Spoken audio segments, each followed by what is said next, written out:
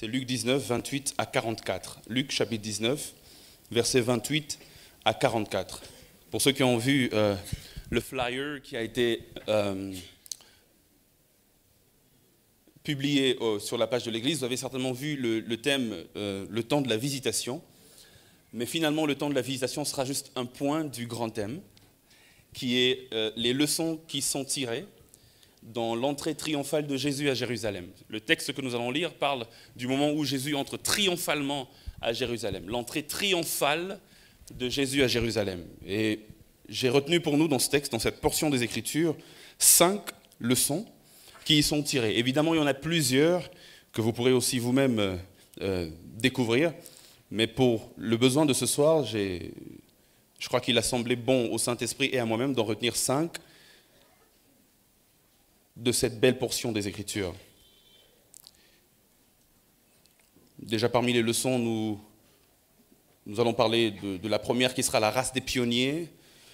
La deuxième leçon que nous allons exploiter ce soir sera une leçon autour du salut. J'ai donné des grands thèmes, des grands petits thèmes à chacune de mes leçons. Une leçon autour du salut. La troisième grande leçon que nous allons exploiter ce soir sera une joie hors contexte. Une joie hors contexte. La quatrième grande leçon que nous allons voir ce soir, ce sera 2 types de personnes autour de chacun d'entre nous. Je pense que chaque appelé a 2 types de personnes autour de lui, ou plus. Mais du moins dans ce texte, la Bible nous peint le tableau de 2 types de personnes particulièrement autour de nous. Enfin, la 5e leçon que nous allons voir et la dernière, ça sera justement le temps de la visitation. Je vais essayer en même temps de bien expliquer chaque point, mais en même temps de ne pas trop traîner sur chaque point pour nous donner le temps d'épuiser ce que nous avons prévu. Merci Seigneur de bénir ta parole. Au nom de Jésus, Amen. Luc chapitre 19, versets 28 à 44. La Bible déclare: Après avoir ainsi parlé, Jésus marcha devant la foule pour monter à Jérusalem. Lorsqu'il approcha de Bethphagée et de Béthanie, vers la montagne appelée montagne des Oliviers, Jésus envoya 2 de ses disciples en disant: Allez au village qui est en face. Quand vous y serez entrés, vous trouverez un ânon attaché sur lequel aucun homme ne s'est jamais assis. Détachez-le et emmenez-le ici. Si quelqu'un vous demande pourquoi le détachez-vous, vous lui répondrez: le Seigneur en a besoin. Ceux qui étaient envoyés allèrent et trouvèrent les choses comme Jésus leur avait dit. Comme ils détachaient l'ânon, ses maîtres leur dirent: pourquoi détachez-vous l'ânon? Ils répondirent: le Seigneur en a besoin. Et ils amenèrent à Jésus l'ânon sur lequel ils jetèrent leurs vêtements et firent monter Jésus. Quand il fut en marche, les gens étendirent leurs vêtements sur le chemin. Et lorsque déjà il approchait de Jérusalem vers la descente de la montagne des Oliviers, toute la multitude des disciples saisis de joie se mit à louer Dieu à haute voix pour tous les miracles qu'ils avaient vus. Ils disaient: béni soit le roi qui vient au nom du Seigneur, paix dans le ciel et gloire dans les lieux très hauts. Quelques pharisiens du milieu de la foule dirent à Jésus: Maître, reprends tes disciples. Et il répondit: je vous le dis, s'ils se taisent, les pierres crieront. Comme il approchait de la ville, Jésus, en la voyant, pleura sur elle et dit: si toi aussi, au moins en ce jour qui t'est donné, tu connaissais les choses qui appartiennent à ta paix, d'autres versions disent qu'ils sont attachées à ta paix, mais maintenant elles sont cachées à tes yeux.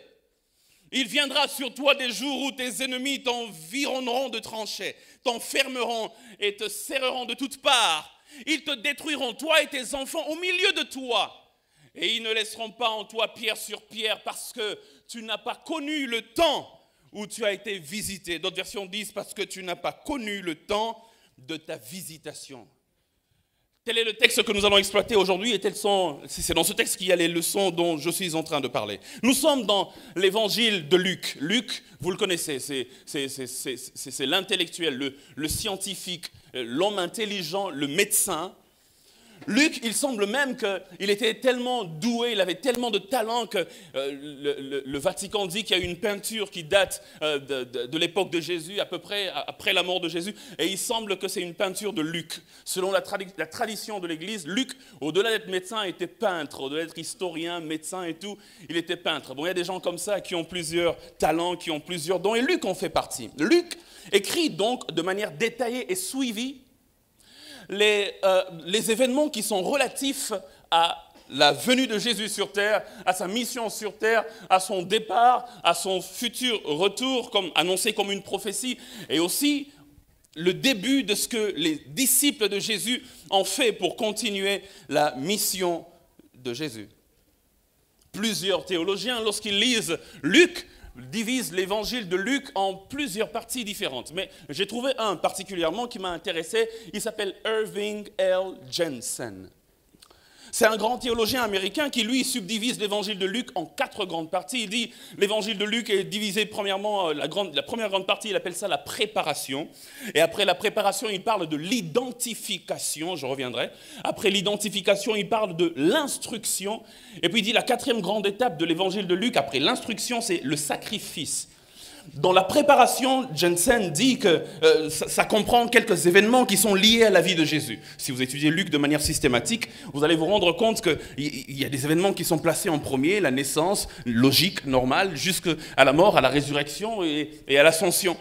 Et il dit, dans la préparation, il y a justement la naissance de Jean-Baptiste et de Jésus, ça fait partie de la préparation de l'exposition de Jésus. Il y a la prédication de Jean-Baptiste, qui lui était celui qui devait introduire Jésus. Il dit, il y a le baptême de Jésus, qui fait partie de la préparation, et même la tentation de Jésus. Alors pour Jensen, le temps de préparation va du chapitre 1 jusqu'à la fin du chapitre 2. Ensuite, il dit qu'après la préparation, il y a l'identification. Je donne ces étapes parce que je suis convaincu que même dans votre vie, avant l'identification, avant l'apogée, l'ascension, tout ce que vous voulez, Dieu commence toujours par nous préparer. Après la préparation, il dit qu'il y a l'identification. L'identification, c'est là que le message de Jésus est identifié, il est démontré et il est même opposé. Et dans l'identification, c'est là qu'il y a le début du ministère de Jésus en Galilée. Et aussi la fin du ministère de Jésus en Galilée. Bref, ça va du chapitre 4 jusqu'au chapitre 9. Il dit qu'après l'identification, il y a l'instruction. L'instruction parle du ministère autour de Jérusalem. Et des enseignements, évidemment, comme ça dit, instruction, des enseignements que Jésus donne dans les villes et dans les villages. Là, dans l'instruction, il y a aussi les 6 paraboles que l'évangile de Luc a retenues. Et là, dans l'instruction, il y a des enseignements, une grande portion des enseignements sur le royaume. Et ça va du chapitre 9 jusqu'au chapitre 19, verset 27. Et le verset 28, là on a commencé Luc 19, 28, inaugure la dernière grande partie de la subdivision de Jensen. Il dit, ça s'appelle le sacrifice. Là, Jésus est en train d'aller accomplir ce pourquoi il est principalement venu. Vous savez qu'il est venu pour mourir, il est venu pour être sacrifié, il est venu pour payer le prix de nos fautes, donner de sa propre vie. Il dit le sacrifice commence par l'entrée triomphale à Jérusalem. Ça m'a intéressé. Parce que nous parlons de l'entrée triomphale à Jérusalem, mais il dit cette entrée triomphale à Jérusalem inaugure une saison de sacrifice. Nous allons revenir dessus. Et là, il y a les derniers messages de Jésus. Il y a ce qu'on appelle le grand sacrifice, la croix, Jésus meurt. Et puis il y a ce qu'on appelle le grand miracle. Et pour Jensen, quand il dit grand miracle, il veut dire la résurrection de Jésus. Ça va du chapitre 19, 28 jusqu'au chapitre 24. Le texte que nous venons de lire se trouve dans cette dernière portion et se focalise sur l'entrée de Jésus à Jérusalem. Il y a plusieurs autres événements qui viennent après, mais je me suis juste limité sur l'entrée de Jésus à Jérusalem. Et cette dernière portion nous parle avec détail de la dernière semaine de Jésus sur la terre. À partir de Luc 19, 28, jusqu'au moment où Jésus est mort sur la croix, et même le jour où il revient à la vie, tous ces événements se sont passés en une semaine. Il entre dimanche matin à Jérusalem, il est crucifié le vendredi 5 jours après. Dimanche matin, le prochain dimanche matin, il revient à la vie. Donc, cette portion des Écritures inaugure la toute dernière semaine de Jésus, et c'est important, c'est stratégique. Je pense que lorsque nous lisons les écrits de la parole de Dieu avec cette perspective, on comprend les choses beaucoup différemment. Ça inaugure la toute dernière semaine de Jésus. Je vous donne la chronologie des événements de la dernière semaine de Jésus. Dimanche, entrée triomphale à Jérusalem. Lundi, il chasse les marchands du temple. Mardi et mercredi, il enseigne les paraboles, il répond aux questions pièges qu'on lui pose, et Judas le trahit mercredi soir. Jeudi, il inaugure la Sainte Seine, il prie à Gethsémanée, il est arrêté, Pierre le renie, et il est présenté devant le Sanhédrin. Vendredi, il est présenté à Pilate puis à Hérode, et il finit vendredi soir par être placé sur la croix crucifié. Samedi, il n'y a aucun événement relaté, il est dans le tombeau, il n'y a pas grand-chose à dire, il se repose. Dimanche, il ressuscite dimanche matin, dans Luc chapitre 24. Frères et sœurs, je commence mon enseignement de ce soir par vous dire que tellement de choses peuvent se passer en une semaine. Je commence mon enseignement de ce soir par vous dire que tellement d'événements peuvent arriver dans votre vie en une petite semaine. La Bible déclare dans Proverbes chapitre 27, verset 1, « Ne te vante pas du lendemain, car tu ne sais pas ce qu'un jour peut enfanter. » Si un jour peut enfanter, alors en une semaine, tu peux avoir 7 enfantements. Il y a tellement de choses qui peuvent se passer en une semaine. En une semaine, Dieu peut te visiter 7 fois au minimum. Et je prie dans le nom de Jésus que Dieu inaugure pour quelqu'un une semaine de visitation. En une semaine, tellement de choses peuvent arriver. En une semaine, quelqu'un peut aller de bas en haut. En une semaine, quelqu'un peut aller de haut en bas. En une semaine, quelqu'un peut quitter un niveau intermédiaire, descendre dans le séjour des morts et être élevé jusqu'à la droite du Père en une semaine. Je prie que Dieu amène dans nos vies ce genre de semaine. Je prie qu'à chaque fois qu'il y a une nouvelle semaine, que tu te dises en une semaine, quelque chose va se passer. Alléluia.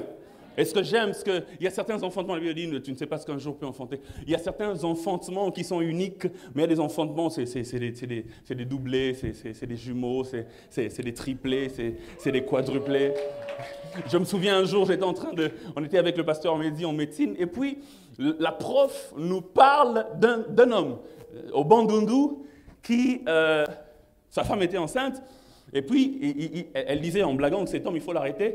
Mais enfin, c'était une blague. Parce que sa femme était enceinte. Et puis, quelques mois après, elle a accouché. Et elle a accouché de 8 enfants directement. Une bénédiction qui vient fois 8. Mais évidemment, il est passé à la télé pour dire gouvernement était là, Likambo, parce que.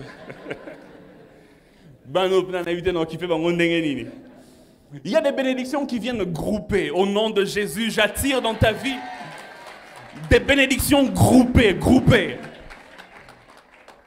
C'est-à-dire, peut-être que tu as ton père qui est malade quelque part, et puis le jour de ton anniversaire, premièrement, c'est ton anniversaire. Ce jour-là, le fiancé te demande à la main en mariage. Oh, ce même jour, tu apprends que ton père qui était malade est sorti de l'hôpital.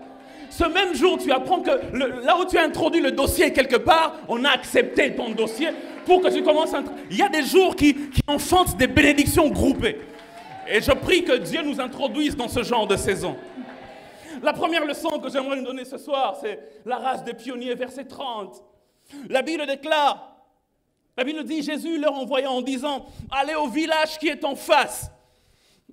Quand vous y serez entrés, vous trouverez un ânon attaché, sur lequel aucun homme ne s'est jamais assis. Détachez-le et amenez-le. Donne-moi un bon amen, s'il te plaît. Amen. Il dit, lorsque vous allez entrer dans le village d'en face, vous trouverez un ânon attaché. Il donne un détail sur l'ânon. Il dit une phrase qui est un peu comme un complément du nom ânon. Il dit, l'ânon sera attaché, mais le complément que je veux vous dire, comme l'élément descriptif de cet ânon, c'est que sur lui, personne ne s'est jamais assis. Je me suis rendu compte que le Seigneur aimait bien utiliser des choses que les gens n'ont pas encore utilisées. Dans Nombre chapitre 19, verset 2, Nombre chapitre 19, verset 2, la Bible déclare, c'est Dieu qui donne un ordre, il dit, vous la remettrez au sacrificateur, la vache, vous la remettrez verset 2, il dit, voici ce qui est ordonné par la loi que l'Éternel a prescrite en disant, parle aux enfants d'Israël et qui t'emmène une vache rousse, sans tache, sans défaut corporel et qui n'ait point porté le joug. Amen. Hein? En d'autres termes, qui n'a point été utilisé. Deutéronome chapitre 21, verset 3. Deutéronome chapitre 21, verset 3, la Bible déclare, quand on aura déterminé la ville la plus rapprochée du cadavre, les anciens de cette ville prendront une génisse qui n'ait point servi au travail et qui n'ait point tiré au joug. Amen. Hein? 1 Samuel, notez encore 1 Samuel, nous sommes dans l'étude biblique, je vous donnerai des dizaines et des centaines de passages. 1 Samuel, chapitre 6, verset 7. 1 Samuel, chapitre 6, verset 7, la Bible déclare, maintenant, faites un char tout neuf et prenez 2 vaches qui allaitent et qui n'aient point porté le joug. Luc, chapitre 1, verset 34. Luc, chapitre 1, verset 34. La Bible parle de Marie, le ventre de Marie. Il est écrit dans Luc 1, 34. C'est elle-même qui dit à l'ange, elle dit, Marie dit à l'ange, comment cela se fera-t-il puisque je ne connais point. En d'autres termes, je n'ai pas encore été utilisé. Je ne connais point d'homme. Comment cela se fera-t-il? Dieu a choisi celle qui n'avait pas encore été utilisée. Luc, chapitre 23, verset 53. Luc 23, verset 53. La parole de Dieu dit, dans Luc 23, 53, il le descendit de la croix, Jésus, on le descendit de la croix, on l'enveloppa d'un linceul, et le déposa dans un sépulcre taillé dans le roc où personne n'avait encore été mis. Quelqu'un peut-il dire Amen? J'aimerais vous dire une chose importante ce soir, c'est qu'il y a des choses que toi seul as le droit d'inaugurer. Lorsque Dieu t'appelle, il t'appelle non seulement avec une fonction pour copier des choses, mais il t'appelle aussi avec une fonction pour inaugurer certains chemins. Et il y a des choses que toi seul a le droit d'inaugurer. Et il y a des chemins qui ne seront jamais ouverts si toi, tu n'y entres pas en premier. Lorsque Jésus est entré dans le ventre de Marie, après ça, Marie a eu d'autres enfants. Mais il fallait, avant qu'elle ne commence à avoir des enfants naturels, que le Seigneur de gloire lui-même inaugure le ventre. Je prie dans le nom de Jésus-Christ que Dieu ne te donne pas seulement qui t'amène pas seulement dans des chemins où les gens sont déjà passés, mais je prie qu'il inaugure des chemins nouveaux, qu'il trace des chemins nouveaux. Et quand tu inaugures un nouveau chemin, tu deviens donc un pionnier. Frères et sœurs, il y a des idées qui ne verront pas le jour si ce n'est pas toi qui les as eues en premier. Il y a des entreprises qui ne commenceront pas, le genre d'entreprises qui ne commenceront jamais au Congo, tant que Dieu ne te donnera pas à toi l'idée première afin que tu inaugures un chemin nouveau. Est-ce que je peux parler à un prédicateur? Il y a des révélations et des inspirations que tu ne liras jamais dans un livre parce que Dieu attend de te les donner à toi en premier. Et alors d'autres vont copier et alors d'autres vont reprendre, mais toi tu seras la source d'où tout va partir. Je prie que Dieu inaugure à Philadelphie, Gombe, une race des gens qui commencent des choses nouvelles. Je prie que Dieu inaugure dans cette nation une race des gens qui ont la folie de rêver des choses nouvelles. Dans 1 Corinthiens chapitre 2, verset 9, l'apôtre Paul parle et j'ai vraiment envie de dire, il se vante un tout petit peu des choses que Dieu lui montre, que Dieu lui donne. Il dit, mais comme il est écrit, ce sont des choses que l'œil n'a point vues, que l'oreille n'a point entendues et qui ne sont point montées au cœur de l'homme. Mais ce sont des choses que Dieu a préparées pour ceux qui l'aiment. Pour ceux que Dieu aime, il prépare aussi des choses que l'œil n'a point vues. Pour ceux que Dieu aime, il prépare aussi des choses que l'oreille n'a point entendues. Pour ceux que Dieu aime, il prépare aussi des choses qui, la Bible dit, ces choses-là ne sont même pas montées dans le cœur de l'homme. Je prie que Dieu le fasse pour toi au nom de Jésus. Un pionnier, c'est une personne qui est la première à se lancer dans une entreprise. Beaucoup de gens disent, mais ça ne s'est jamais fait. Comment je vais faire? Ça ne s'est jamais fait. Seigneur, ce que tu déposes dans mon cœur, je n'ai pas de référence au Congo. Je n'ai pas de référence dans l'église. Ça ne s'est jamais fait. Comment je vais faire? Dieu n'est pas seulement une fontaine. La fontaine reprend les mêmes eaux. Dieu est une source. La source renouvelle. Elle se renouvelle. Et Dieu peut commencer un renouvellement avec toi. Un pionnier, c'est une personne qui fraye un chemin. Frères et sœurs, laissez-moi vous dire, dans cette première leçon de cet enseignement de ce soir, qu'il y a deux façons sûres de marquer l'histoire. Deux façons sûres, très sûres. La première façon, c'est tu entres dans un domaine déjà existant et tu travailles tellement dur que tu deviens même meilleur que tes prédécesseurs. Salomon le dit. Dois-je considérer que c'était de l'orgueil? Je ne sais pas, mais on va lire. Ecclésiaste, chapitre 2, verset 9. Ecclésiaste, chapitre 2, 9e verset.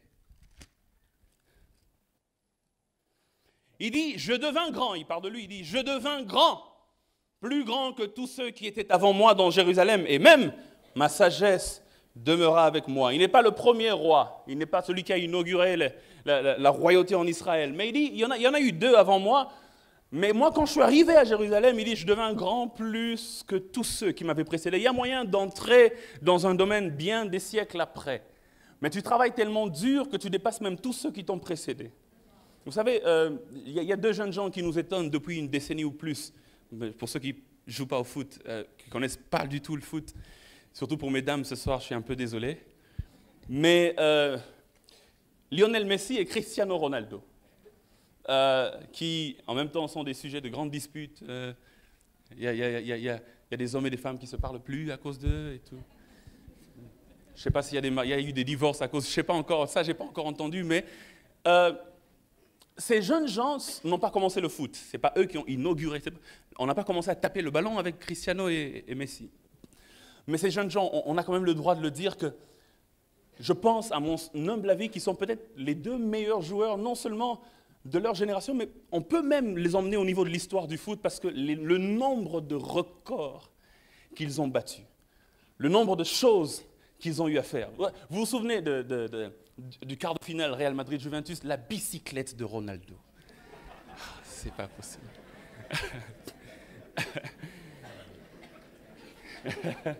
Quelqu'un dit, pas ça, tu comprends. Hein? C'est-à-dire ce qu'on appelle le retourné acrobatique. Avec aisance. Et le stade commence à acclamer. Wow. Parce que ces jeunes gens ont eu à se dépasser eux-mêmes d'abord, et en se dépassant eux-mêmes, journalièrement, hebdomadairement, mensuellement, annuellement, ils ont, je crois, fini par dépasser, si pas tous, beaucoup de leurs prédécesseurs. Il y a moyen de commencer après, mais de finir devant. La garantie de remporter la course ne dépend pas de qui a commencé à courir avant. La garantie de remporter la course dépend de qui a la main de Dieu sur lui.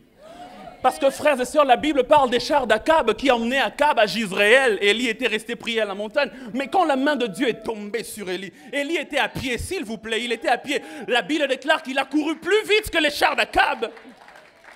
Il a dépassé celui qui avait commencé la course avant lui. Je ne sais pas si le domaine dans lequel tu es, c'est un domaine qui a déjà existé depuis longtemps. Mais ma prière pour toi ce soir, c'est qu'une fois que tu es dans ce domaine-là, que Dieu te fasse battre tous les records jusqu'à ce que tu arrives. La deuxième manière de marquer l'histoire, sûrement, mais alors certainement, c'est que tu crées un nouveau domaine qui n'existait pas avant toi. Même si les gens battent les records après. On se souviendra toujours de celui qui avait marqué le premier but du football. Même si après toi, il y a des gens plus excellents, on se souviendra toujours de celui qui avait inauguré le chemin. J'aimerais dire à quelqu'un ce soir que tu es né unique, tu es né original. Il y a des choses que toi seul peux commencer. Ma prière est double, que Dieu fasse de toi le père d'une nouvelle génération, qu'il fasse de toi le pionnier d'une nouvelle race. Et j'aimerais dire à cet anon qui était attaché, si tu te rends compte que les autres sont utilisés et toi on te saute toujours, certainement tu es réservé à Dieu. Amen.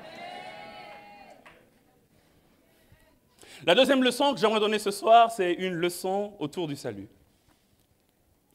Autour de l'annon, si vous voulez, autour du salut. Nous allons faire un peu de... j'hésite de dire le mot, mais voilà, c'est un peu de sotériologie. Je ne voulais pas que ça ressemble à cochenille, pasteur. Une leçon autour du salut.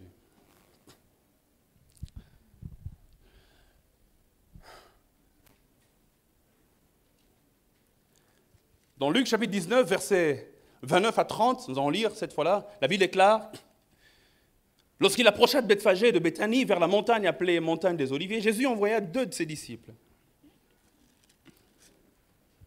en disant: allez au village qui est en face. Quand vous y serez entrés, vous trouverez un ânon attaché sur lequel aucun homme ne s'est jamais assis. Détachez-le et emmenez-le ici.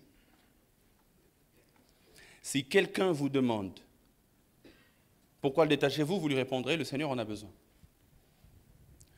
La première information qu'on a sur cet ânon dans ce texte de Luc, c'est qu'il était déjà un ânon, c'est-à-dire le petit d'un âne, et puis il était attaché, d'accord ?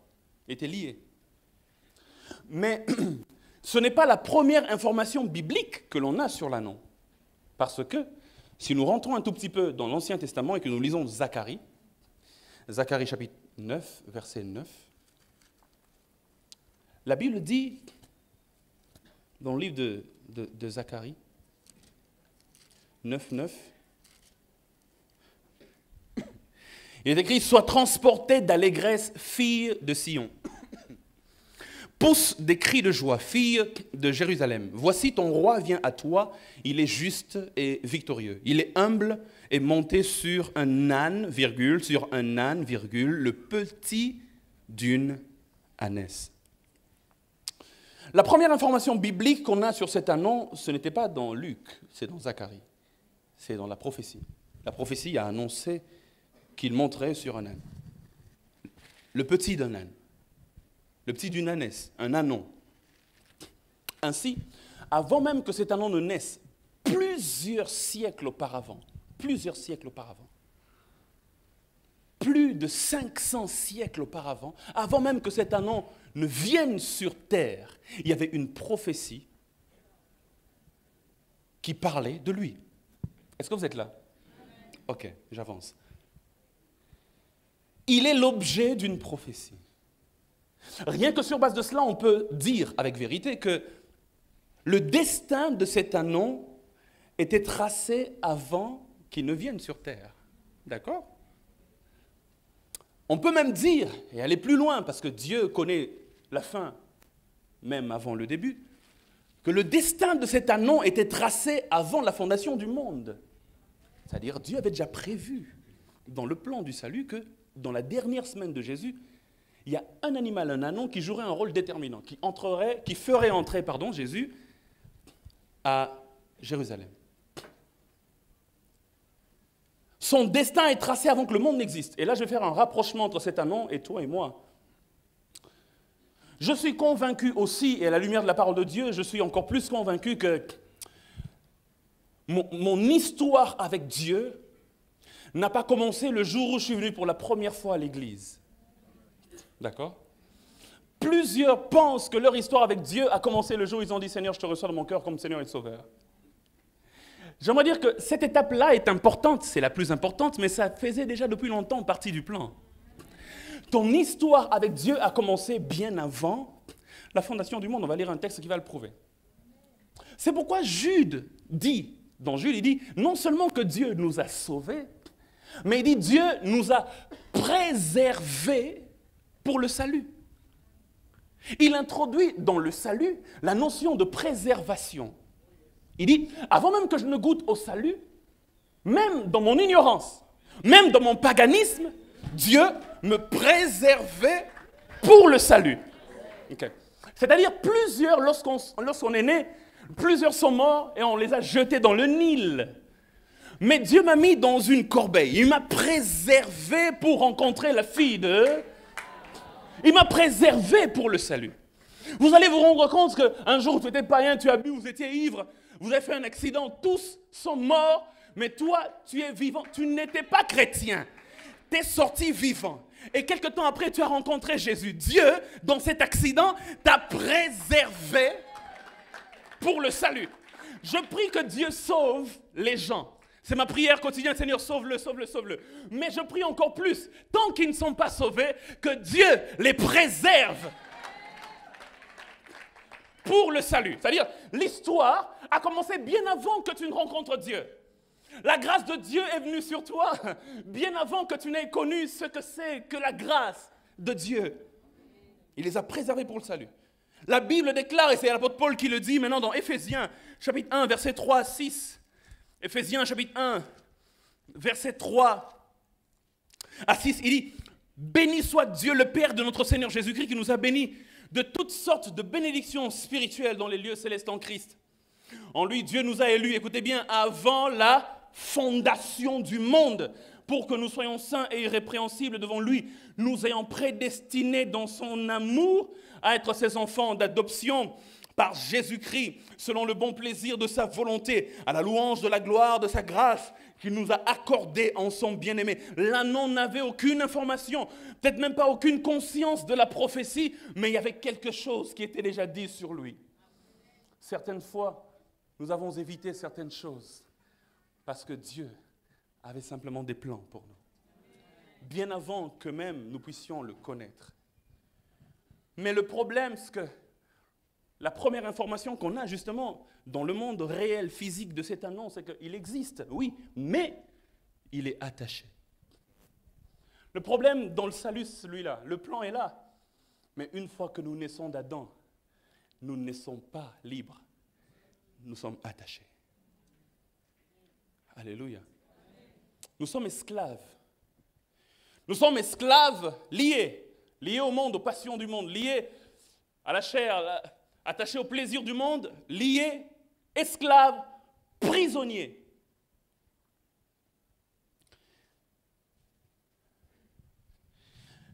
La difficulté, c'est qu'il ne peut pas se connecter au plan éternel de Dieu pour lui tant qu'il est esclave.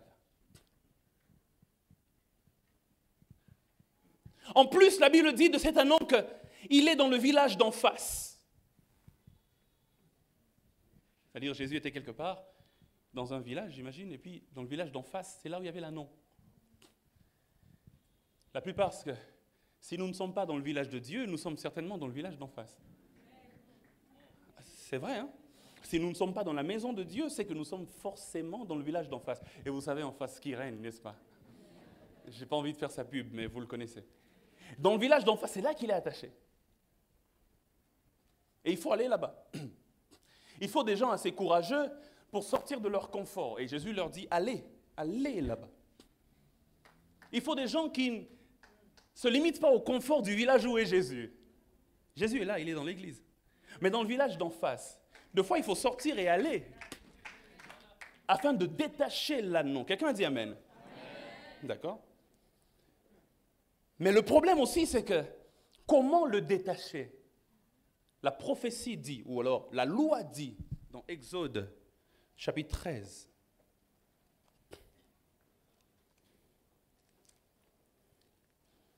Exode, chapitre 13, verset 13. La loi dit, si tu veux détacher le petit d'un ânon, si tu veux le racheter, tu le rachèteras avec un agneau. Il dit, tu rachèteras avec un agneau tout premier-né d'un âne. Ah, je bénis Dieu que ce jour-là, c'est l'agneau de Dieu qui les envoyait. Quand l'agneau de Dieu entre en scène, l'ânon est racheté. C'est pourquoi Paul dit maintenant au verset 7 d'Éphésiens, chapitre 1, qu'on a lu tout à l'heure, au verset 7e, il dit que le plan a été tracé avant la fondation du monde. C'est ce qu'il a posé comme postulat. Il dit, il nous a élus afin que nous soyons saints avant la fondation du monde. Le verset 7, il dit, en lui, nous avons la rédemption par son sang. C'est-à-dire, l'agneau immolé nous reconnecte au plan éternel de Dieu. Alléluia. Il est libéré par l'agneau de Dieu. L'ânon doit être racheté par l'agneau. J'aimerais qu'on lise ce texte de Romains chapitre 8, versets 28 à 30.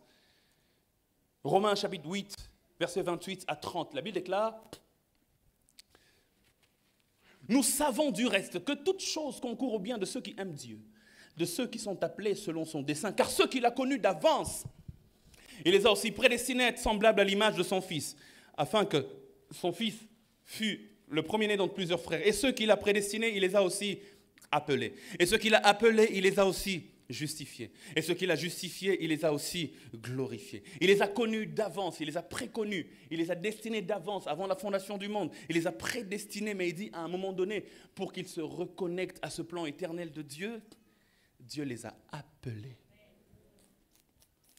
Malgré le plan, il faut l'appel pour se connecter au plan. Malgré le plan, il faut l'appel pour se connecter à ce que Dieu a prévu pour toi avant la fondation du monde. Et quand on parle d'appel, plusieurs pensent d'abord au service. Lorsque je viens, je te dis, Dieu t'appelle, on a comme l'impression qu'il y a quelque chose que je dois faire pour Dieu. Quand on parle d'appel, plusieurs pensent d'abord au service, mais le vrai appel est toujours double.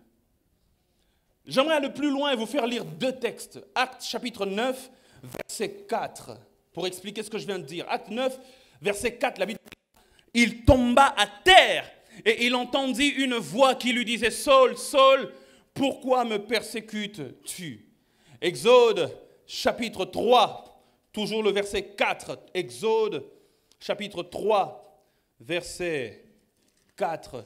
La Bible déclare dans Exode 3, 4, l'Éternel vit qu'il se détournait pour voir, et Dieu l'appela du milieu du buisson et dit, Moïse, Moïse, et il répondit, me voici. Je me suis toujours étonné et posé la question, pourquoi il y a une répétition de noms? Si je veux appeler quelqu'un, et que je veux appeler quelqu'un qui s'appelle par exemple David, et que je le vois en train de passer, je dis, hé David, viens, j'ai besoin de toi. Si je veux appeler quelqu'un qui s'appelle, par exemple, on va dire Grâce, et que je la vois en train de passer, je dis, hé, Grâce! Si j'ai son attention, je dis, j'ai besoin de toi, viens. Mais il semble que quand Dieu appelle, il répète le nom de la personne. Il dit, Moïse, Moïse. Il dit, Saul, Saul. Et c'est l'appel, parce que je pense que tout appel est double. Lorsque tu entends le premier nom qui est cité, c'est un appel au salut, forcément. Parce qu'il n'y a pas d'histoire avec Dieu si ça ne commence pas par le salut. Mais alors quand il répète, c'est un appel au service. Dans l'appel, il y a toujours une doublure. Il y a l'appel au salut et il y a l'appel au service. Parce que tout celui qui a été appelé au salut a été aussi appelé à servir quelque part. C'est pourquoi l'appel de Dieu ne se limite pas le jour où tu as reçu Christ. Mais une fois que tu l'as reçu, il te dit, bon voilà, le plan que j'ai pour toi c'est celui-ci. Il faut maintenant que tu agisses selon le plan éternel. C'est pourquoi il dit Saul, Saul. Il dit Moïse, Moïse. Il dit Lord, Lord. Il dit David, David. Il dit Mehdi, Mehdi. Parce qu'il y a quelque chose qu'il veut que tu fasses au-delà du fait que tu t'es reconnecté à lui. Est-ce que je peux avancer encore plus profondément? L'appel au salut te reconnecte au plan éternel. L'appel au service t'indique ce que tu dois faire. Dans Marc, chapitre 3, versets 13 à 15, la Bible donne une autre couche de beauté à ce que je viens de dire. Dans Marc, chapitre 3, versets 13 à 15, Dieu, par l'inspiration du Saint-Esprit, nous dit une chose importante. Il est écrit, il monta ensuite sur la montagne et il appela ce qu'il voulut. Il appela, l'appelle, et ils vinrent vers lui. Il en établit 12. Pourquoi? Pourquoi il les appelle? La Bible dit, pour les avoir avec lui et pour les envoyer prêcher avec le pouvoir de chasser les démons. Il ne les a pas d'abord appelés pour les envoyer, il les a d'abord appelés pour être avec lui. Donc l'appel est toujours double. Il y a un appel à être et puis il y a un appel à faire. L'appel à être te donne une position, l'appel à faire te donne une fonction. C'est pourquoi même au sujet de Jésus, dans Romains chapitre 8, verset 34, la Bible déclare « Qui condamnera les élus de Dieu ?» Jésus-Christ est mort, bien plus il est ressuscité. Il est à la droite du Père, position, et il intercède pour nous, fonction. Ta fonction ne sera pas efficace si ta position n'est pas adéquate. Alléluia.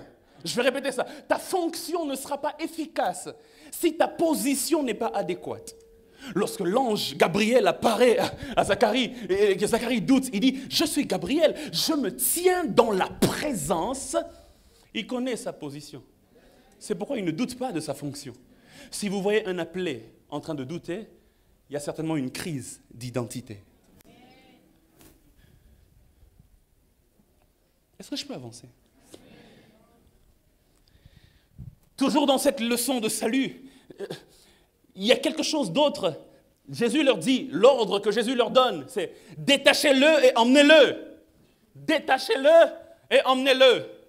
Ainsi, je me suis rendu compte qu'il y avait certainement 5 ou 6 étapes dans l'ordre de Jésus. D'abord, il appelle les 2 disciples, il les sélectionne pour la tâche. Je ne sais pas qui c'était, mais on va dire, c'était peut-être Pierre et Jean. Bon, peut-être d'autres personnes aussi. Mais Jésus appelle 2 disciples sur les 12. Il les appelle, il dit, venez. Ils viennent. Vous voyez le village d'en face? Il y a une œuvre que je veux. Donc, 1, il y a l'appel. 2, Jésus les envoie, c'est-à-dire il y a la mission. 3, Jésus dit détachez-le. S'il dit détachez-le, c'est que certainement il sait qu'ils avaient de quoi le détacher. Soit un couteau pour couper la corde, soit s'il n'y a pas de couteau, au moins ils ont la force physique nécessaire pour délier la corde. C'est-à-dire ils se rassurent qu'ils sont équipés. D'accord? Ok. Donc il y a l'appel, il y a la mission, il y a l'équipement. Et après, il dit, vous ferez quoi? Vous allez détacher l'anneau. Ça, c'est l'œuvre spécifique.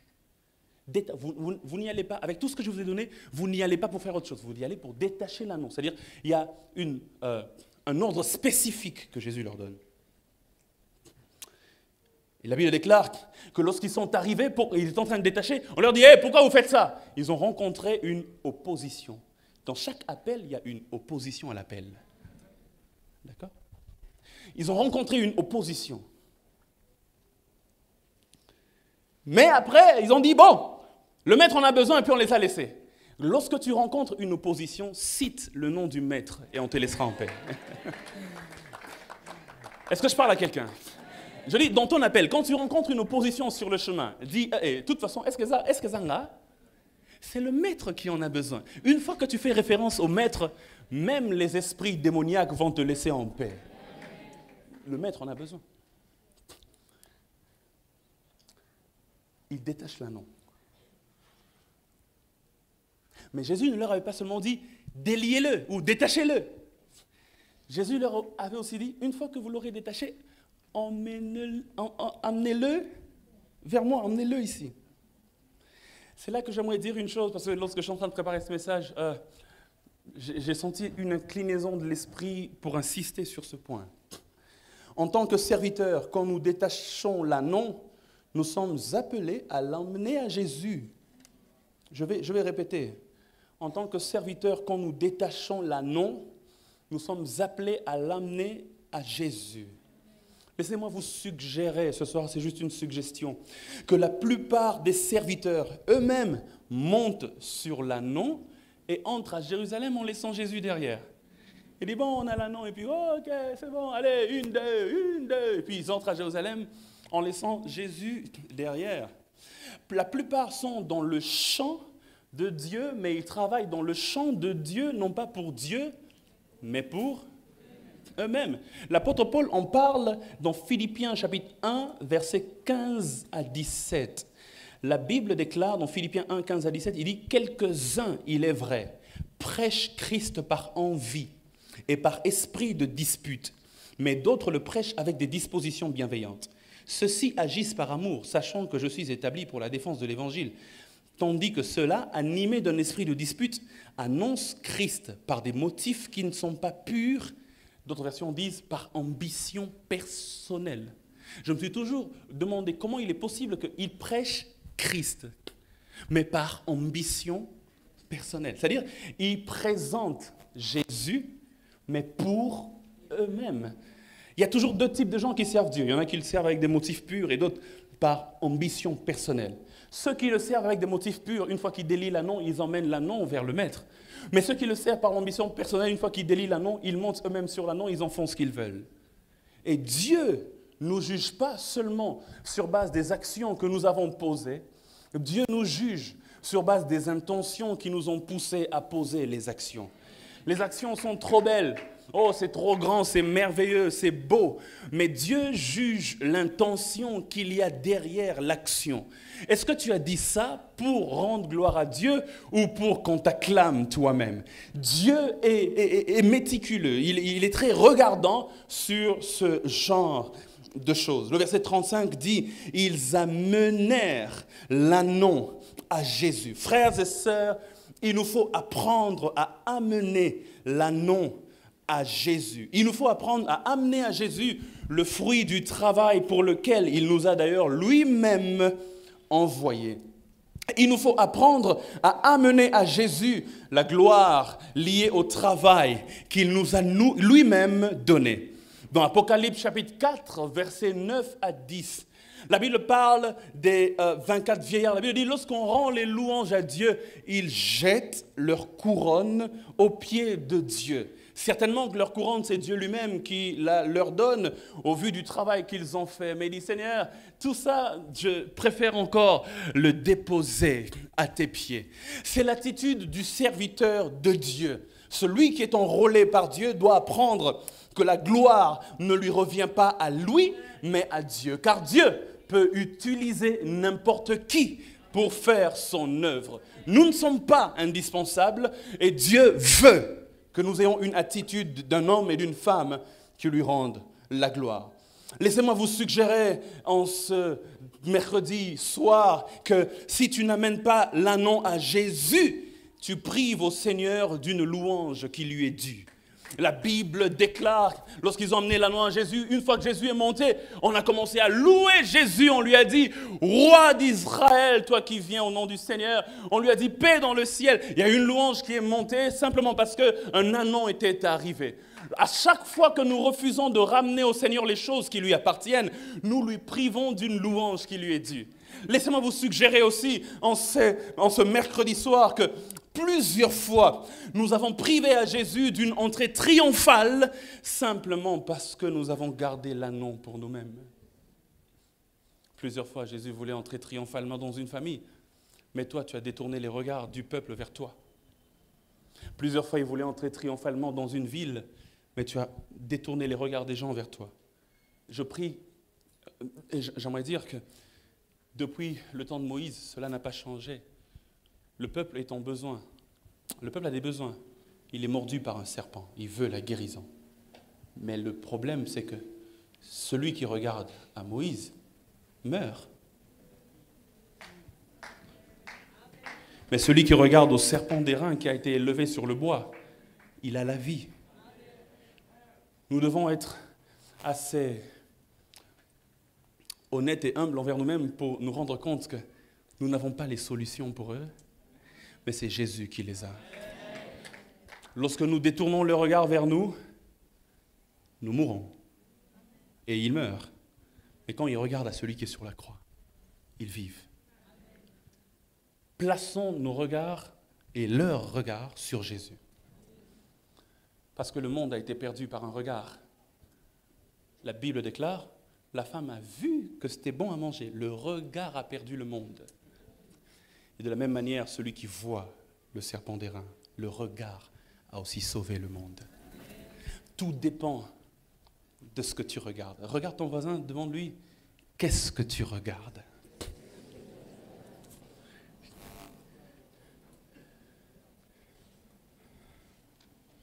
Est-ce que vous êtes toujours là?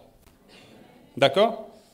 Alors on va aller vite pour conclure. La troisième leçon que j'aimerais nous donner ce soir, c'est une joie hors contexte. Une joie hors contexte.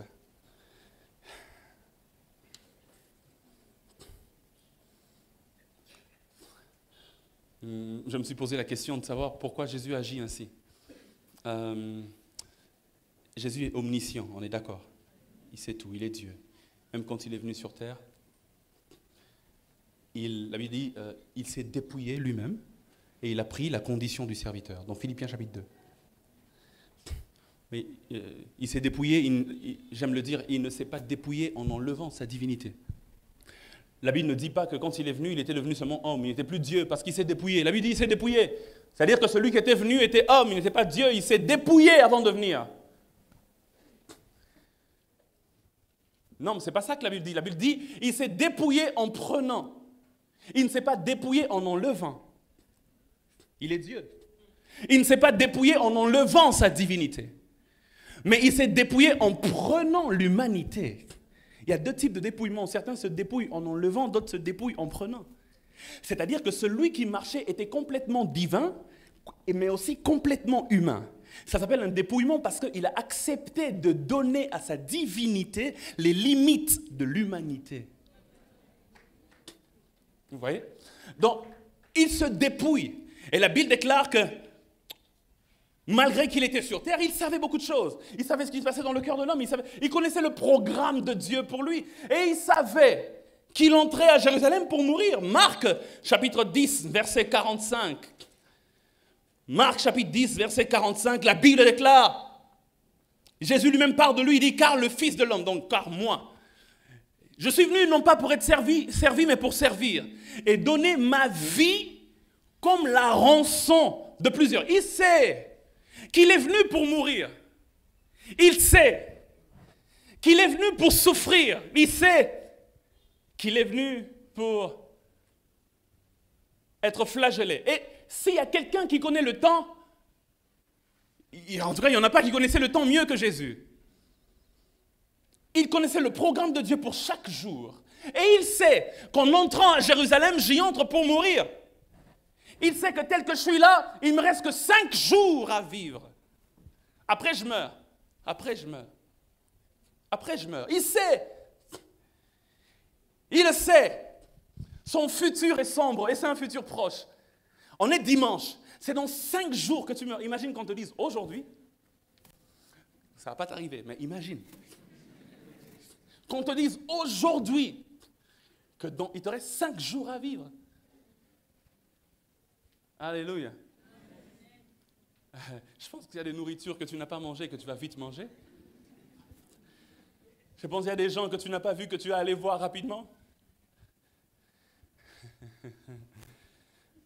J'allais dire, je pense qu'il y a des je t'aime que tu n'as pas encore dit, mais que tu vas vite précipiter. Et donc, il sait, il a 5 jours à vivre.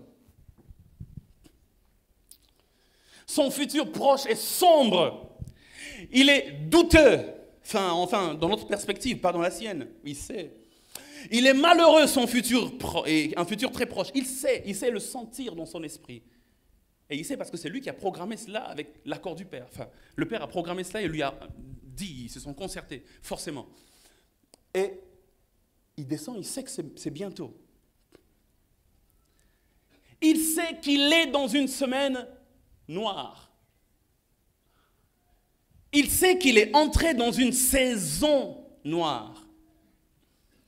Mais la Bible nous montre qu'il a trouvé le temps de fêter, de se réjouir et même de célébrer. Ça m'a intéressé. Il dit, j'entre pour mourir. Mais avant d'entrer, c'est comme s'il a envie de dire, bon, on va se faire un dernier kiff, ok?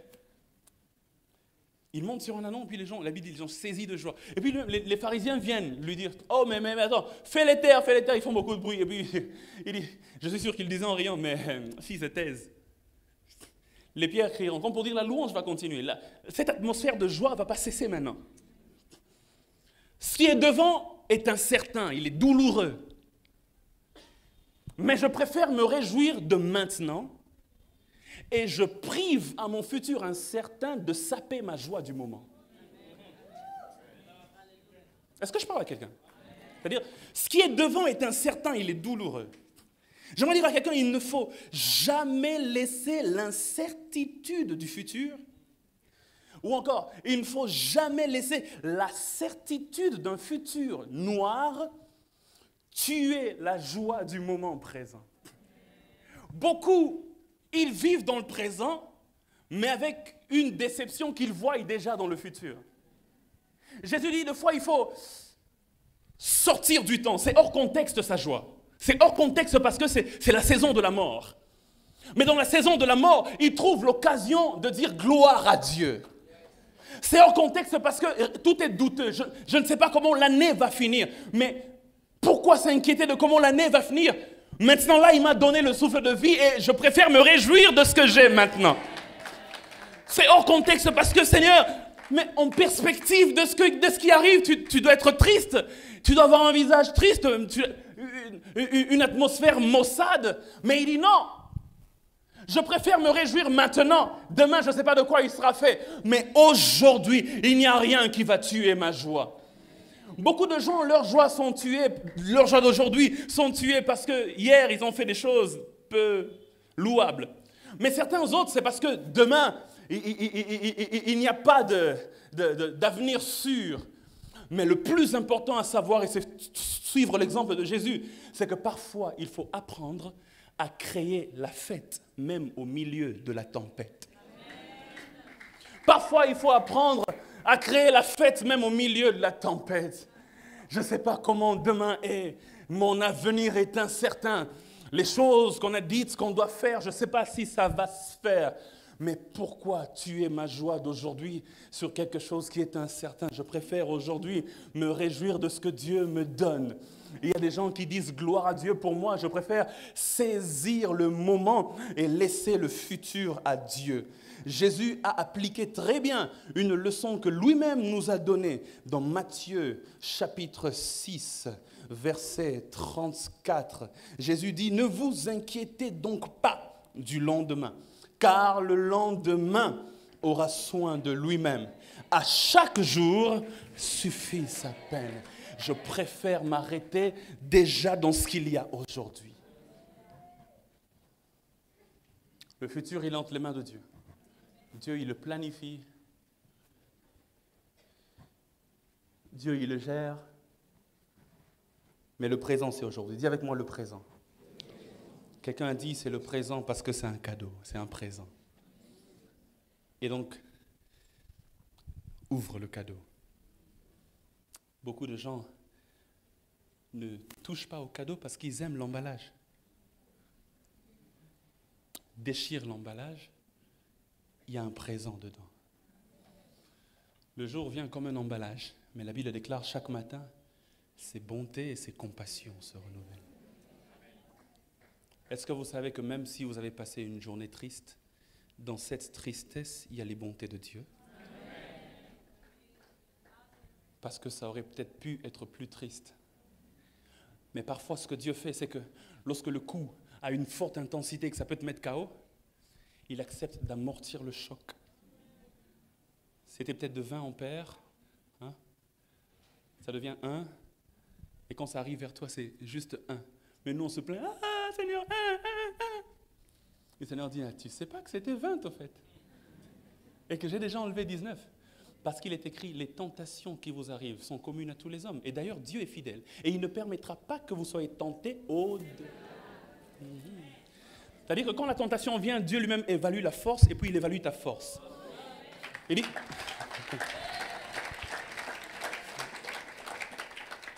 Il dit, ta force est à 5, la tentation est à 20. Waouh, 20 newtons.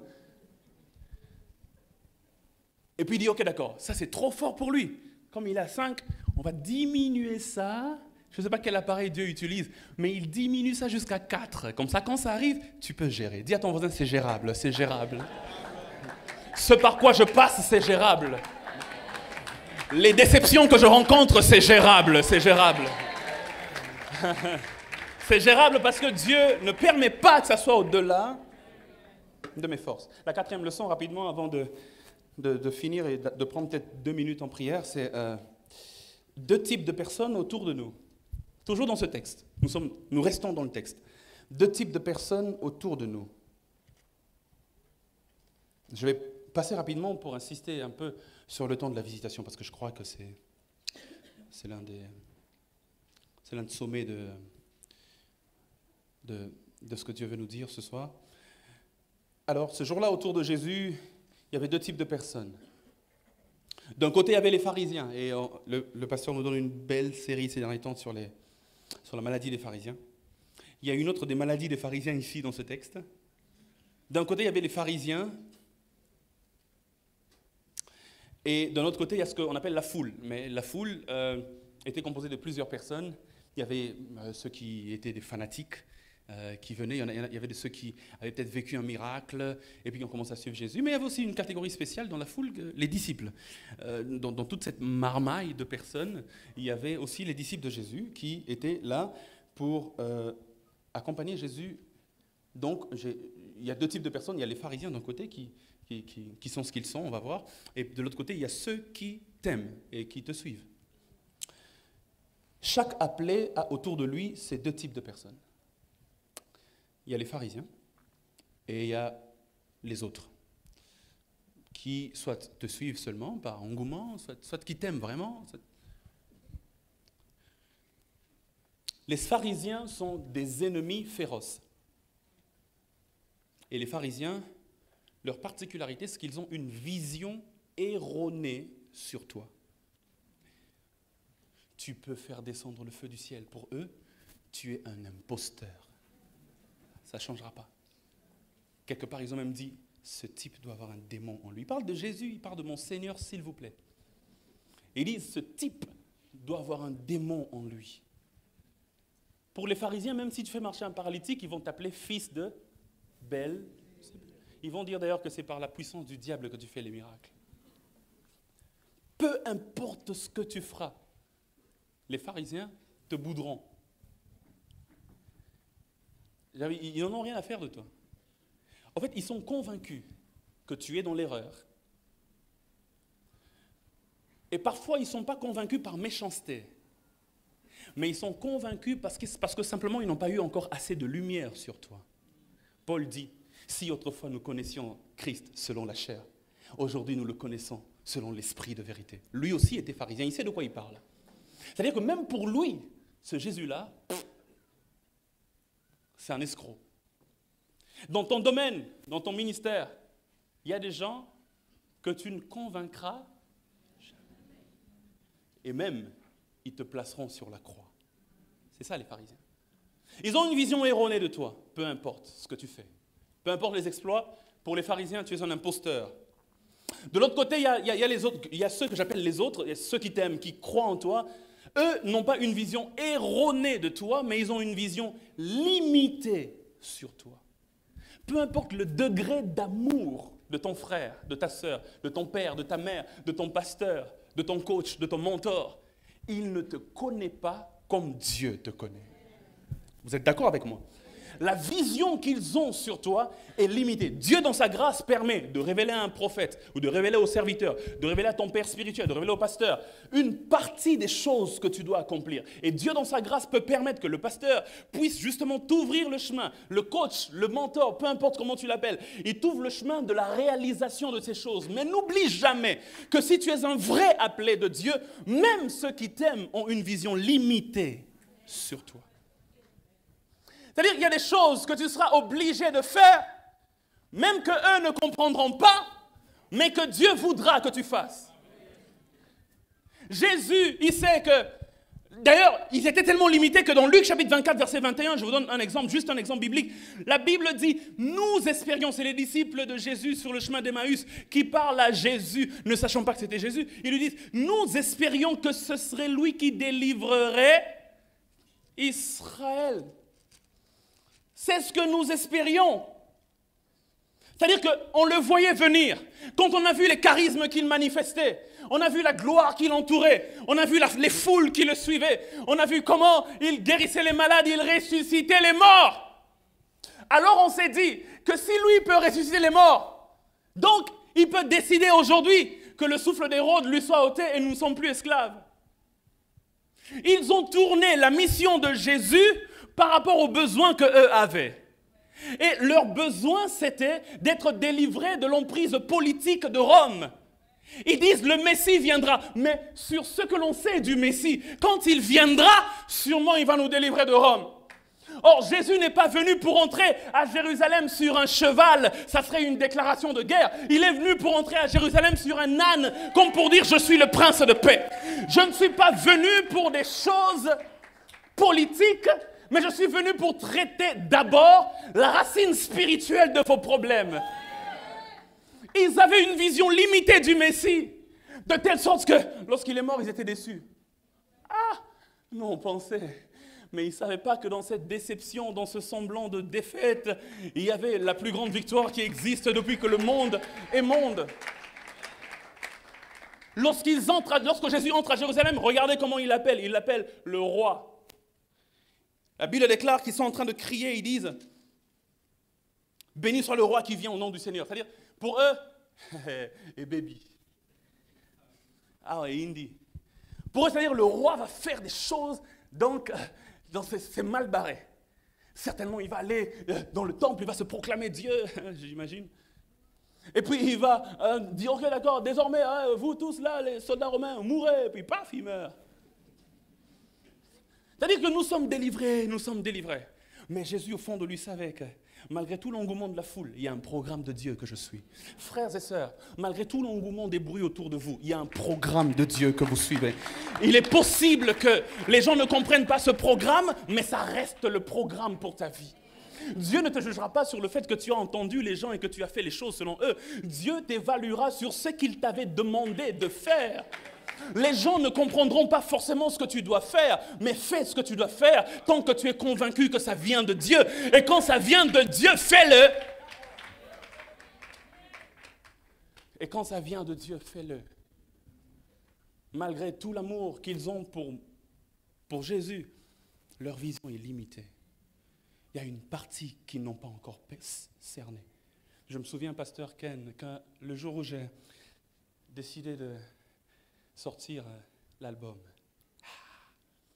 je me souviens, quelqu'un est venu me dire, il dit, yo t'arrête.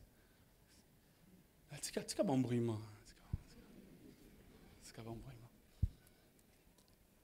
Je me souviens très bien que, pasteur, s'il y avait 100 personnes à qui j'ai parlé du projet, je vous dis la vérité, 98 m'ont découragé. Ils m'aiment bien, ces gens-là. D'ailleurs, c'est pour ça que je leur ai parlé du projet. Mais ils se disent, non, on te connaît comme ça. Ils t'ont déjà catégorisé. D'accord? Ils t'ont déjà mis dans une boîte. Non, allez, s'il te plaît. Tu peux pas. Mais je me souviens, pasteur, que le jour où l'album est sorti et que les gens ont commencé à écouter, puis j'en ai reçu 2 qui étaient assez honnêtes pour venir pour dire pardon, vraiment. On s'était trompé. Je pense que nous autres, nous allons rapper, baroteur. Mais moi, quand tout ça a été dit, je me disais, ils m'aiment bien, je sais. Ils ne le disent pas méchamment, parce que parfois, il faut aussi éviter aux gens qu'on aime bien de s'égarer. Je comprends leur motivation, mais ils ont une vision limitée sur moi. Mais je me connais mieux qu'ils me connaissent. Je sais ce que Dieu me dit mieux que ce qu'eux pensent ou de ce qu'eux disent. Il y a des gens qui ne comprendront pas tes actions au présent, ils les comprendront dans le futur. Quand ils se rendront compte que et puis ils vont dire mais toi tu avais déjà dit avant même que tu n'aies commencé le premier enregistrement. C'est-à-dire quand tu as vu de loin, tu as dit et quand tu entres et ils comprennent 1 année plus tard, 2 ans plus tard, 3 ans plus tard, j'aimerais dire à quelqu'un, le plus important pour toi, c'est le programme de Dieu pour ta vie. Donne-moi un bon amen. Amen. Je suis en train de conclure en disant que l'appelé doit fonctionner selon le programme divin, il doit dépendre de Dieu principalement. Il faut savoir qu'il n'y a que Dieu et toi-même qui connaissent vraiment bien ce que tu dois faire et quand tu dois le faire. J'ai donné l'une des erreurs des appelés. L'une des erreurs des appelés, c'est l'erreur que Moïse a eu à commettre dans Actes chapitre 7, verset 25. L'une des grandes erreurs des appelés, c'est dans Actes 2, 25, la Bible déclare, Moïse pensait que ses frères comprendraient que Dieu leur accordait la délivrance par sa main, mais ses frères ne comprirent pas. L'une des erreurs des appelés, c'est de penser que parce que Dieu m'a appelé, que je l'ai entendu, forcément tout le monde m'acclamera et comprendra que oui, il vient au nom de Dieu, vraiment, il vient au nom de Dieu. La Bible dit, il pensait que ses frères le comprendraient, mais ils ne le comprirent pas. Il est possible que tes frères ne te comprennent pas, que ta mère, ton père ne te comprennent pas. Mais quand tu es appelé, tu fonctionnes selon Dieu.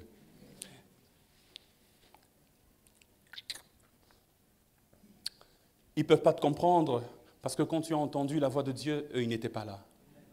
Si vous aviez tous entendu et que Dieu avait dit, bon, vous voyez ce que je veux faire avec lui, ça sera comme ça, comme ça. Et si Dieu avait pris le soin de leur expliquer, il y aurait eu moins de problèmes. Mais ils ne peuvent pas comprendre parce que quand tu as entendu Dieu, il n'était pas là. Marie, la grossesse que tu as reçue du Saint-Esprit, personne n'était là pour témoigner. Et Joseph même voulait te quitter, souviens-toi. Heureusement que Dieu avait parlé à Joseph. Maintenant, imaginez qu'on est ici dans l'église et qu'on est un groupe religieux, peu importe le nom.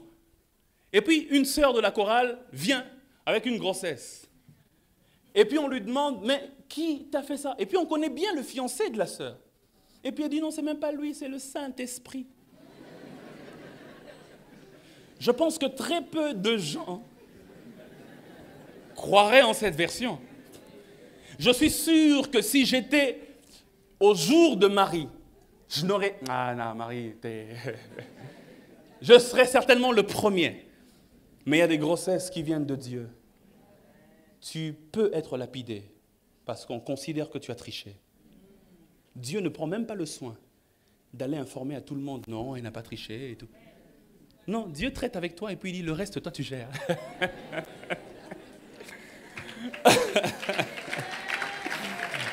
Oh là là. Dans Actes chapitre 22, verset 9, l'apôtre Paul dit une chose, il dit, Actes 22, 9, il dit, ceux qui étaient avec moi virent bien la lumière, mais ils n'entendirent pas la voix de celui qui parlait. Ils étaient là, ils étaient à côté, la lumière est venue, ils ont vu la lumière, mais quand il m'a parlé, il dit, pourquoi me persécutes-tu? Ils n'ont pas entendu. Ils se sont juste rendus compte que quand je me suis levé, j'étais quelqu'un de différent. On dit, Paul, on va les tuer, on va tuer ces chrétiens-là. Il dit, non, je ne peux plus. Mais on ne le comprend plus, il est devenu bizarre. On ne le comprend plus. Parce que même si la lumière est apparue à nous tous, la voix m'a parlé à moi seul. La voix de Dieu pour ton destin est individuelle. La voix m'a parlé à moi seul. 19h24. À 25, je suis censé finir. Il y a une grande leçon que j'aimerais donner rapidement. On va passer, j'espère le dire en 1 minute. Le temps de la visitation. Jésus dit, si tu connaissais les choses qui sont attachées à ta paix, mais puisque tu n'as pas connu les choses qui sont attachées à ta paix, il viendra des troubles, on te détruira, on te tuera et tout.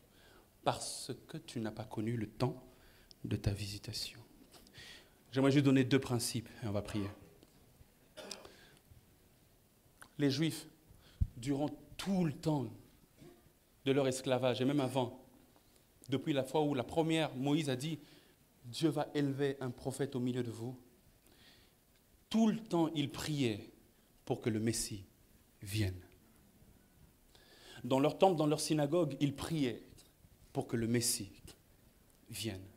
Même les pharisiens qui ont tué le Messie priaient pour que le Messie vienne. Même ceux, et puis, quand Jésus est arrivé, Jésus passe par les rues, j'imagine, je suis sûr que Jésus, un jour, il est en train de passer par une rue, il entend dans une synagogue, on dit « Seigneur, envoie le Messie, envoie le Messie ». Certainement, il s'est senti bizarre. Il avait envie d'entrer pour lui dire « Hé, les gars, c'est moi ». Pendant tout le temps, avant la venue de Jésus, et même pendant le ministère de Jésus sur terre, il priait pour que le Messie vienne. Mais j'aimerais dire une chose importante, ça va peut-être vous choquer, mais prier pour une chose n'est pas la garantie que quand la chose arrivera, on la saisira. Prier pour une chose n'est pas la garantie que quand la chose arrivera, on la saisira. Ils priaient que Dieu les visite. Comment ont-ils raté la visitation quand elle est venue? J'aimerais dire, frères et sœurs, que l'une des choses qui font que l'on rate la visitation de Dieu, c'est parce qu'on s'attend déjà à une manière de Dieu d'agir. Si vous catégorisez Dieu comme vous disant qu'il va faire ça comme ça, le jour où il le fera autrement, vous raterez et vous ne saurez pas que c'est Dieu. Pourrait y penser quand il viendrait avec des chars de feu descendant du ciel, il viendrait bien vêtu, il était un homme certainement d'une taille imposante, et qu'il y aurait une armée qui délivrerait Israël de l'emprise des Romains. Mais quand il est venu né dans une mangeoire, il a grandi dans une ville, là, l'une des villes les moins considérées, et tout, ils se sont dit, non, le Messie ne peut pas être comme ça. Pourquoi? Parce qu'ils ont prié, mais ils ont déjà leur manière de Dieu d'agir. Beaucoup de gens ratent l'exaucement de leur prière parce qu'ils attendent que l'exaucement vienne dans une certaine forme. Certainement, il sera grand et lancé, il sera musclé, il parlera bien. Mais parfois, la visitation de Dieu vient dans une forme à laquelle tu ne t'attends pas. J'ai entendu une sœur dire Amen. Beaucoup de gens ratent la visitation de Dieu parce qu'ils s'attendent à une certaine manière de Dieu d'agir. J'aimerais dire à quelqu'un, si Dieu est Dieu, ça veut dire qu'on ne peut pas le mettre dans une boîte. On ne peut pas le mettre dans une boîte. Et ils ont raté la visitation de Dieu. Malheureusement, quand on rate la visitation de Dieu, la Bible nous montre que ce qui arrive, c'est la destruction. Il dit, puisque tu as raté la visitation, il y aura ceci, il y aura cela. Laissez-moi vous poser une question. Certains événements malheureux qui arrivent dans votre vie, est-ce la conséquence d'une visitation ratée ou d'une visitation non saisie?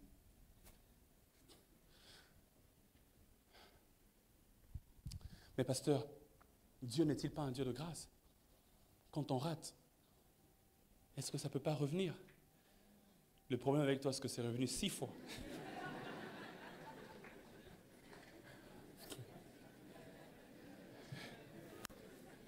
Je vais conclure en disant, une visitation ratée peut-elle revenir? Je suis en train de tout résumer. Les orientaux et les occidentaux ont 2 façons de voir le temps. Pour les occidentaux, pasteur, le temps, il est linéaire. C'est-à-dire quand ça passe, ça passe. La plupart des orientaux pensent que le temps, il est cyclique. C'est-à-dire que ce qui passe finit toujours par revenir. Soit sous la même forme, soit sous une autre forme, mais une opportunité ratée finira par revenir. Une visitation ratée finira par revenir. Mais je pense que si Dieu est un Dieu de grâce et qu'il accorde une nouvelle chance, donc ça doit forcément être cyclique. Je suis venu dire à quelqu'un ce soir, même si tu penses avoir raté une opportunité, tant que tu n'es pas mort, il y a de l'espoir. Dieu est capable de la ramener sur ton chemin. Parce que même pour les Juifs dans ce texte, ils ont raté la première visitation du Messie, mais la Bible montre qu'un jour, et c'est pour bientôt, il reviendra. Et cette fois-là, la Bible nous montre qu'ils saisiront la visitation et ils pleureront même sur ce qu'ils avaient rejeté. Que Dieu vous bénisse ce soir.